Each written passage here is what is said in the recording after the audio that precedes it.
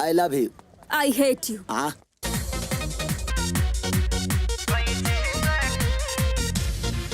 Yes.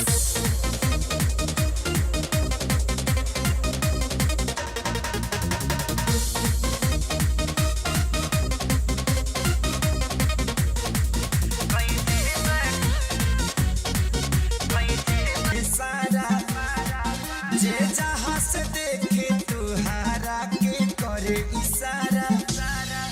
अरे ऐसा डरे से लड़ पहनले ये बबी देहा छलके सारा। जे जहाँ से देखे तुहारा के करे इशारा। अरे फैशन में ऐसा न कैलू हो कि पैसा नया टल हो।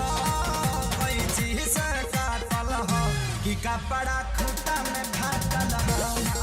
कैंची से काटल हो कि कपड़ा खूटा में फाटल हो।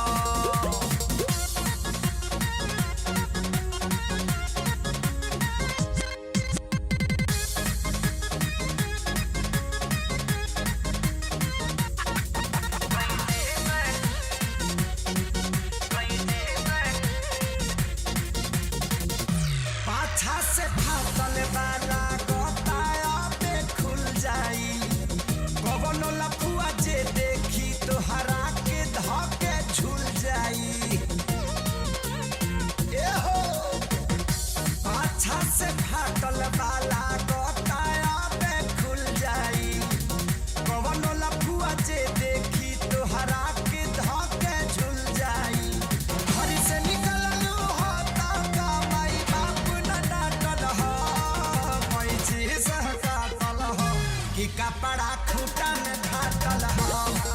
कोई चीज काटल हो कि कपड़ा खूटा में फाटल हो।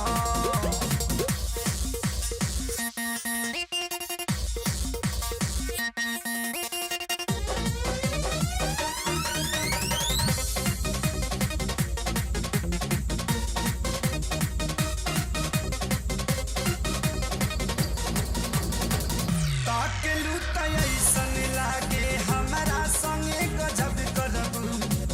पूछी यही उमरिया में लभया बना त कब करबू। बोला ना ताकेलू त ऐसन लागे हमरा संगे गजब करबू। पूछी यही उमरिया में लभया बना त कब करबू। देखला पे ऐसन लागेला जैसे कतरन छाटल हो।